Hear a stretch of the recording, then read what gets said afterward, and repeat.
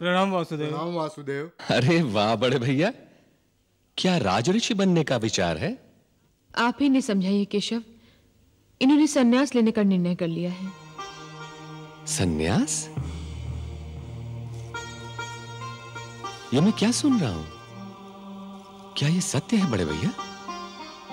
हाँ वासुदेव, ये बिल्कुल सत्य है। क्या मुझे आपके इस निर्णय का कारण जानने का भी अधिकार नहीं? कारण तो मैं इन सबको बता ही चुका हूं वासुदेव, फिर भी तुम जानना चाहते हो तो सुनो। मैं अपने आप को उस अनर्थ का दंड देना चाहता हूं वासुदेव, जो उस रक्तपात के रूप में मेरे हाथों से हुआ है।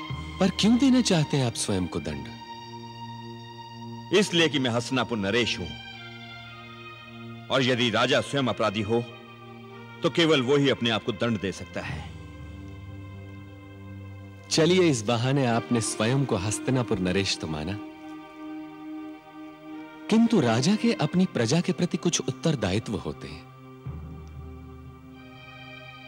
राजा हर कार्य अपनी इच्छा से और अपने लिए ही नहीं कर सकता, उसे बहुत से कार्य प्रजा के लिए और प्रजा की इच्छा से भी करने पड़ते हैं। निर्णय लेने से पहले क्या आपने हस्तिनापुर वासियों से पूछा कि वे भी आपके इस निर्णय से सहमत हैं भी या नहीं? नहीं वासुदेव, मेरे इस निर्णय में किसी को हस्तक्षेप करने का कोई अधिकार नहीं। यह मेरी अंतरात्मा का प्रश्न है, और मैं अपनी अंतरात्मा के निर्णय से संतुष्ट हूं। ओह, मैं तो यह भूल ही गया था कि अनुचित समय में अनुचित निर्णय लेना पांडु परिवार की सबसे महान परंपरा है। इस कला में तो कोई उनका हाथ ही नहीं पकड़ सकता। जब युद्ध आरंभ होने वाला था तो पार्थ ने अपना गांडीव कंधे से उतार कर रख दिया था और युद्ध न करने का निर्णय ले लिया था। और अब युद्ध के उपरांत जब विनाश को निर्माण में बदलने का समय आया तो आपने अपना राजमुकुट सर से उतार कर रख दिया और सन्यास ले लेने का निर्णय कर लिया। वाह बड़े भैया वाह! तुम मुझे मेरे पद से भटकाने का प्रयत्न न करो वासुदेव। मैं ऐसा कर भी नहीं सकता बड़े भैया। क्या आज तक कोई किसी मृग को यह बता सका है कि जिस कस्तूरी के लिए वो वन वन भटकता है वो कस्तूरी उसकी नाभि में छिपी हुई है? तुम कहना क्या चाहते हो वासुदेव? और कुछ नहीं बड़े भैया, केवल इतना कि जो प्रायश्चित आप करना चाहते हैं उसका स्थान वन में नहीं हस्तिनापुर में है। हस्तिनापुर में जीवन से भागना संभव है बड़े भैया, जीवन के सत्य से भागना संभव नहीं। वो तो मृत्यु के उपरांत भी पीछा नहीं छोड़ता। क्या है जीवन का सत्य वासुदेव? जीवन का सत्य यह है बड़े भैया कि यदि परिस्थितियां कंधों पर उत्तरदायित्व का बोझ रखते हैं तो उन्हें कंधे झटक कर फेंका नहीं जा सकता। हस्तिनापुर का विनाश हो चुका है और उसके नवनिर्माण का दायित्व उन्हीं के कंधों पर है जो चाहते हुए भी या न चाहते हुए भी उसके विनाश का कारण बने थे। वे बालक और बालिकाएं जिनके पिता इस युद्ध में वीर गति को प्राप्त हुए, आज जब उनके सर पर संरक्षण और प्यार का हाथ रखने का समय आया तो आप मुख फेरे ले रहे हैं। वो माताएं और बहनें जिनका संसार लुट गया, आज जब उनके नेत्रों से अश्रु पहुंचने का समय आया तो आपके हाथ कांपने लगे बड़े भैया।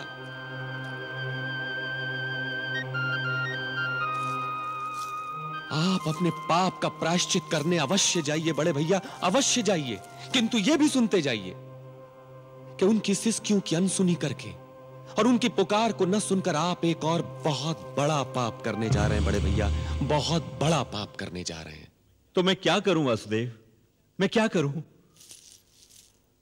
आप वही कीजिए जो एक राजा का धर्म है बड़े भैया। ईंट से ईंट जोड़कर हस्तिनापुर को एक बार फिर से बसाइए। अश्रु बहते नेत्रों से अश्रु पहुंचकर उनके होठों पर मुस्कान की सुगंध छिड़क दीजिए। युद्ध के महाविनाश ने जो प्रश्न खड़े कर दिए हैं, उनसे बचने का प्रयत्न मत कीजिए बड़े भैया। उनकी आंखों में आंखें डालकर उनका उत्तर देने का साहस कीजिए। युद्ध ने जिन आत्माओं को घायल कर दिया है, उनके घावों पर न्याय और प्रेम का स्नेह लेप लगाइए बड़े भैया। और इस उत्तरदायित्व से भागना युद्ध से भी बड़ा पाप होगा बड़े भैया। याद रखिए, आपका अधिकार केवल कर्म है। कर्मण्येवाधिकारस्ते मां फलेषु कदाचन मां कर्म फल हेतुर्भु माते संगोत्सव विकर्मणि। हां केशव, तुम ठीक कह रहे हो। मैं भटक गया था केशव, मैं भटक गया था। ग्लानि और शोक ने मेरी आंखों के आगे अंधकार की चादर तान दी थी। तुमने मुझे मेरा कर्तव्य याद दिला दिया। तुम धन्य हो केशव, तुम धन्य हो जो एक भटके हुए को कर्म का मार्ग दिखा दिया। तो फिर जाइए बड़े भैया और हस्तिनापुर के सिंहासन को ग्रहण कीजिए, जिस पर कल भी आपका अधिकार था, आज भी आपका अधिकार है और कल भी आपका ही अधिकार रहेगा।